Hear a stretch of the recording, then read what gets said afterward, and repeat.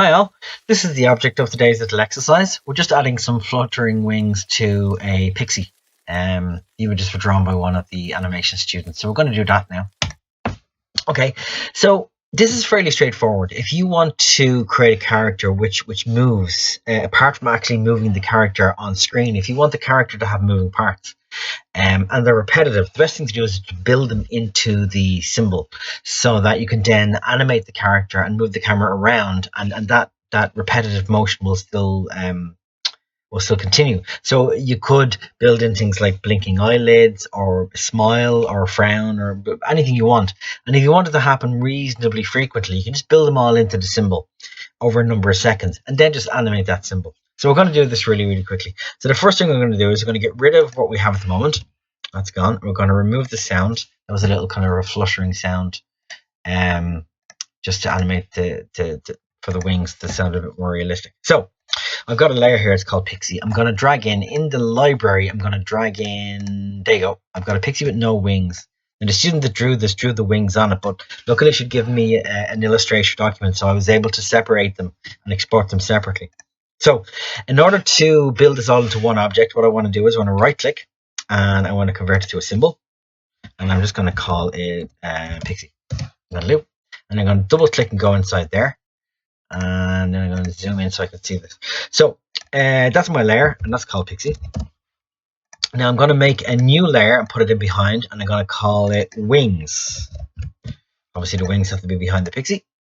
And then we drag the wings only and drag those in, and there they are. Now we want these to flutter quite quickly. So if I was to go down here and make a new frame on both layers at 5, and then for the wings, what I want to do is I want to turn the wings into a motion tween. So I create motion tween, I say OK. And then I go to the very first layer, or the very first frame after the first one, frame 2, and I go modify, transform, scale.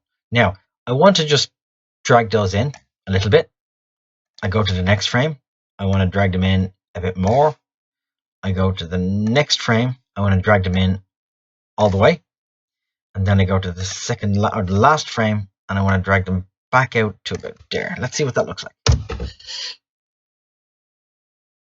Yeah, okay. So I mean, you can adjust this whatever way you wish. It's perfectly up, it's up to you. So that's all inside that one frame, inside the Pixie symbol. So I come back out, and I go fit in window. And there we go. Now on my sound layer, I found this little sound effect on YouTube of a butterfly wing fluttering. I'm just going to click on the very first frame, and I'm going to drag that over. Again, we'll zoom in on that, and then we'll run it. There you go. Now you can then, if you want, animate that character any way you want, and the wings will still flutter. So let's just see. If I take the actual Pixie character that's here, and I go, say, drag it off to down here, and I right click and I go create a motion tween. And what we want to do is, let's say in that first frame, is maybe make that really small, just for effect. So we go transform scale and bring it off, and then we'll go about 50 frames in, about 2 seconds in, and we'll move it dead center, and we'll make her larger,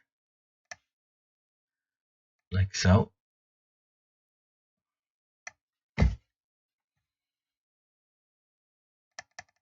We'll move a little bit across, and we'll just, she's going to fly up towards us and then move a little bit to the right. And we'll go to the very last layer. Oh, hang on, we've got one too many frames there. Let's remove that frame. Move to the last frame, and then we'll bring her down here and get rid of her.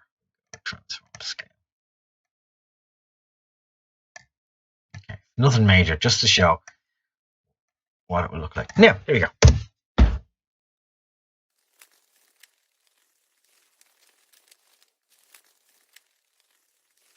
There you go. Simple as that. Anyway, look, there's lots of ways of creating those sorts of animations. That's the most basic one. You make the object into a symbol, and then you go on inside, you make new layers, you add your animations, and then you can then come back out and in the main timeline animate that full object, and all the animations inside will continue. So you're basically nesting your animations. All right, guys, that's pretty much it. If you have any questions, you know what to do.